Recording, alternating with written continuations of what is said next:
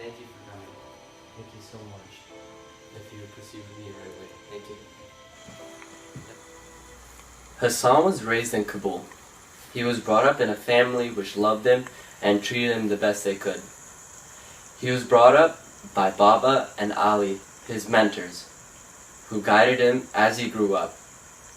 He was brought up as a Hazara and passed each day learning how to be a loyal servant, with Ali helping Baba maintain a clean house by doing many duties around the house. Hassan and I, we grew up together. We would hang out every day, casually playing around. Hassan, being the loyal servant he was, would help me any way he could and did everything in his power to keep me happy and safe. Hassan and I were always interrupted during our time together, roaming around the area by the local bully Asif. Whenever Asif threatened us, it was Hassan who stepped in to defend me and him. One particular time when we were in serious trouble, Hassan even pulled out his slingshot, aiming it right at Asif, threatening to shoot at his eye and call him One-Eyed Asif if he did not back away from us. He was damn good with that slingshot. This showed his bravery and proved that he would do anything to keep me safe. Okay. That's good.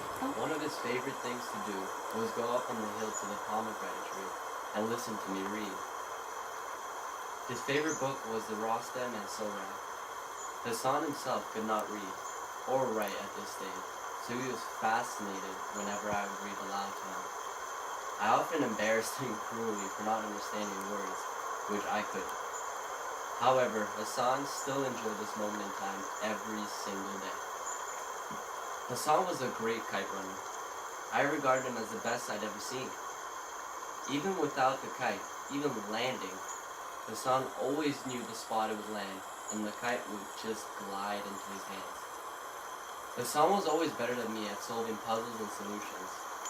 Despite his lack of education, he was incredibly clever, and it was one of his best traits.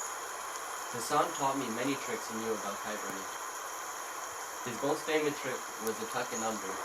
I remember when I won the tournament, Hassan wanted to fly my kite to show off what I had accomplished, not him. He ran along repeating, "For you," 1,000 times over. There were times that I failed to be a good friend to him, even after all the things he has done for me. I have many regrets as to the decision I made in the past, which has impacted our lives completely from then on. Despite the drastic change, he remained the same, despite the hardship he went through. Hassan was a dedicated father who loved his son. He always put everyone else before him and helped any way he could. He believed in what was right and never backed down in a heated situation. If you were in trouble in any situation, Hassan will be the one you want by your side. For Hassan, he knew that I planted the watch and the money under his pillow in the first place. Alia and Hassan left Kabul because of this reason all the way back to Mazar, never to be seen by me or Baba again. I got a phone call from Rahim Khan asking me to come back to visit Kabul. I decided to take the trip back there. He told me everything that happened while I was gone. He mentioned Hassan's name, which was the first time I heard his name ever since I was still with him as a kid. He told me Hassan had done very well for himself. He was married to a beautiful woman by the name of Farzana. She successfully gave birth to a boy named Sohrab. He was an only child. Unfortunately for Hassan, his father passed away, stepping on a landmine close by, killing him instantly. Hassan also lived in a hut.